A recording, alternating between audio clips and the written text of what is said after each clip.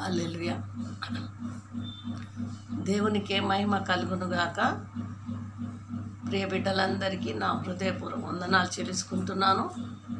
మరి మరొక మారు మీ ముందుకి యోహాను సువార్త 15వ అధ్యాయం నుండి మాట్లాడాలని వచ్చినానండి. ఈ 15వ అధ్యాయంలో ఏముందంటే తీగల గురించి ఉంది, వ్యవసాయం గురించి ఉంది. మరి వ్యవసాయకుడు ఎవరు తీగలు ఎవరు తెలుసుకుందామని యోహాను సువార్త 15వ అధ్యాయం మొదటి కాంచి 5వ వచనం వరకు చదువుదాం. దేవుని నామానికే మహిమ కలుగునుగాక. నేను నిజమైన ద్రాక్షవల్లిని, నా తండ్రి వ్యవసాయకుడు. నాలో ఫలింపని ప్రతి తీగను ఆయన తీసి పారవేయును. ఫలించు ప్రతి తీగ మరి ఎక్కువగా ఫలింపవలెనని దానిలోని పనికిరాని తీగలను తీసివేయును. నేను మీతో చెప్పిన మాటను బట్టి మీరిప్పుడు పవిత్రులై ఉన్నారు. నా యందు నిలిచి ఉండుడి, మీ యందు నేనును నిలిచి ఉందును. తీగ ద్రాక్షవల్లిలో నిలిచి ఉంటేనే కానీ తనంతట తానే ఎలాగూ ఫలింపదో అలాగే నా యందు నిలిచి ఉంటేనే కానీ మీరు ఫలింపరు. దేవుని నామానికి మహిమ కలుగును గాక. కొద్ది మాటలు దేవుడు దీవించును గాక. అర్థమవుతుందండి. మరి ఇక్కడ నేను నిజమైన ద్రాక్షవల్లిని అంటుండు దేవుడు. ద్రాక్షవల్లి అంటే పందిరి అన్నమాట. నేను నిజమైన ద్రాక్షవల్లిని. ద్రాక్షవల్లిని అంటే ద్రాక్ష తీగలు పారటానికి పందిరి వేస్తారు కదండి, ఆ పందిరి అన్నమాట యేసు ప్రభు. నా తండ్రి వ్యవసాయకుడు అంటుండు. మరి వ్యవసాయం చేసేది ఎవరంట? తండ్రి అంట, పరలోకపు తండ్రి అంట.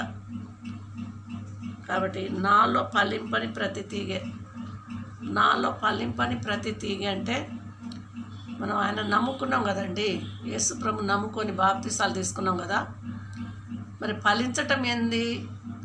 ఈ భూ సంబంధం వాటి మీద కాదు ఫలించటం. మనం దేంట్లో ఫలించాలంటే నాలో ఫలింపని ప్రతి తీగ అంటుండే ఇక్కడ. ఫలింపని ప్రతి తీగను ఆయన తీసి పారవేయనట.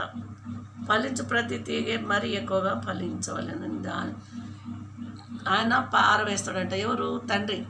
ఫలించటం అంటే దేని విషయంలోనంటే మనము సువార్త చెప్పే దాంట్లోనూ, యేసు ప్రభు గురించి సాక్ష్యం చెప్పే దాంట్లోనూ, మరి ఆత్మల కొరకు భారం కలిగి ప్రార్థన చేసే దాంట్లోనూ ఫలించాలి. మరి ఇది ఎంతమందికి తెలుసో నాకు తెలియదు. మీరు చదివినాలే, కానీ ఇలా నేను సారం చెప్తున్నాను అనమాట. నేను కాదు, పరిశుద్ధాత్మ దేవుడు చెప్తున్నాడు. ఈ రకంగా మనం ఉండాలని దేవుడు కోరుకుంటున్నాడు. దేవుని నామానికి మహిమ కలుగును గాక.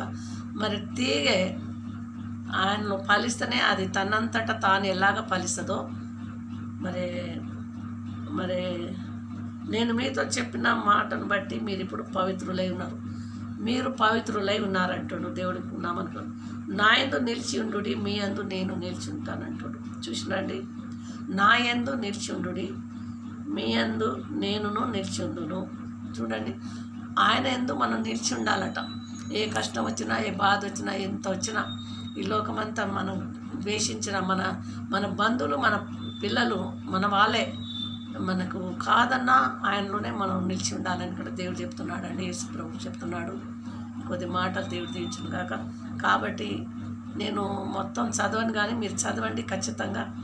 మరి నేను రోజు చెప్పే మాటలు మీరు పెడ చెవున పెట్టి విడిచిపెట్టకండి దయచేసి. అంతే దినాలు ఉన్నాం కాబట్టి ఈ వాక్యం అనే ఆహారము ఆత్మకు కావాలని నేను రోజు కొంచెం ఎందుకు చెప్తున్నా అంటే నాదొక పెద్ద ఆరాటం, పోరాటం. ఈ రకంగా అయినా మీతో చెప్తే మీరైనా అప్పుడైనా నేను చెప్పినప్పుడైనా బైబిల్ తీసి చదువుతారేమో అని నా ఆశ కాదు, దేవుని ఆశ అనమాట. కొద్ది మాటలు దేవుడు దించును కాక. యోహాను సువార్త 15వ అధ్యాయము 16వ అధ్యాయము 17వ అధ్యాయము 18వ అధ్యాయము 19, 20 వరకు చదవండి. మంచి మాటలు దేవుడు రాపిచ్చాడు. కొద్ది మాటలు దేవుడు దించును కాక.